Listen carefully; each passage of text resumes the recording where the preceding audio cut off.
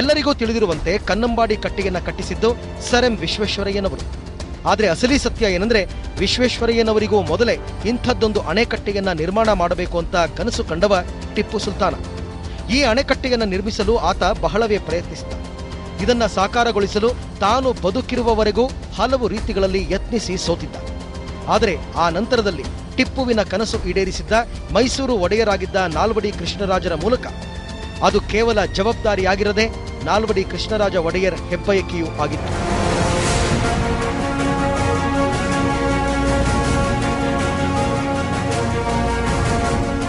ಹಾಗೆ ನೋಡಿದ್ರೆ ಕನ್ನಂಬಾಡಿ ಟಿಪ್ಪು ಕಂಡ ಕನಸು ಎನ್ನುವುದಕ್ಕೆ ಈಗಲೂ ಕನ್ನಂಬಾಡಿಯಲ್ಲಿ ಶಾಸನ ರೂಪದ ಪುರಾವೆಯೊಂದಿದೆ.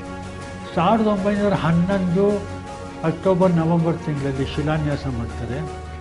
ಶಿಲಾನ್ಯಾಸ ಮಾಡುವಾಗ ಅಲ್ಲಿ ಅಗಿವಾಗ, ಈಗ ಎಲ್ಲಿ ಕನ್ನಂಬಾಡಿ ಕಟ್ಟೆಗೆ ಅಗೆದಿದ್ದೀವಿ ಆ ಜಾಗದಲ್ಲಿ ಅಗಿವಾಗ ಬೇರೊಂದು ಶಿಲಾನ್ಯಾಸ ಮಾಡಿದ ಕಲ್ಲು ಸಿಗುತ್ತೆ ಅಂತ ಹೇಳ್ತಾರೆ. ಅದು ಟಿಪ್ಪು ಸುಲ್ತಾನು ಅದೇ ಜಾಗದಲ್ಲಿ ಕಾರವೇರಿಗೆ ಒಂದು ಅಣೆಕಟ್ಟನ್ನು ಕಟ್ಟುವ ಯೋಜನೆಯನ್ನು ಮಾಡಿದ್ದ. ಅದಕ್ಕೆ ಅವನು ಶಿಲಾನ್ಯಾಸ ಮಾಡಿದ್ದ ಅಂತ ಹೇಳ್ತಾರೆ.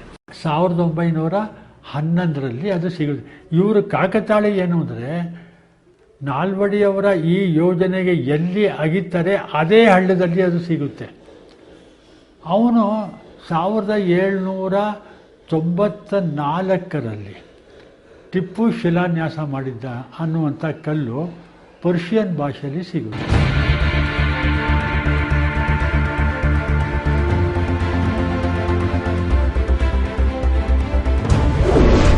ಕನ್ನಂಬಾಡಿಯಲ್ಲಿರುವ ಟಿಪ್ಪು ಶಾಸನದ ಒಕ್ಕಣೆ ಕರ್ನಾಳುವಾದ ಭಗವಂತನ ಹೆಸರಲ್ಲಿ ಸ್ಥಾಪಿತವಾದದ್ದು.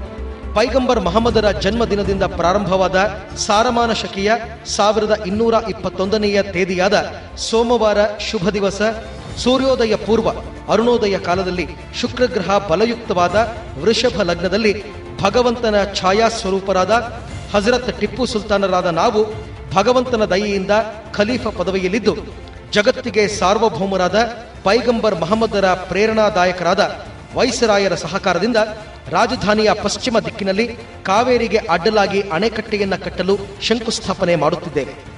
ಇಲ್ಲಿ ಕಟ್ಟಿರುವ ಅಣೆಕಟ್ಟೆಯು ಭಗವಂತನ ದಯೆಯಿಂದ ಆಗಿರುವುದು.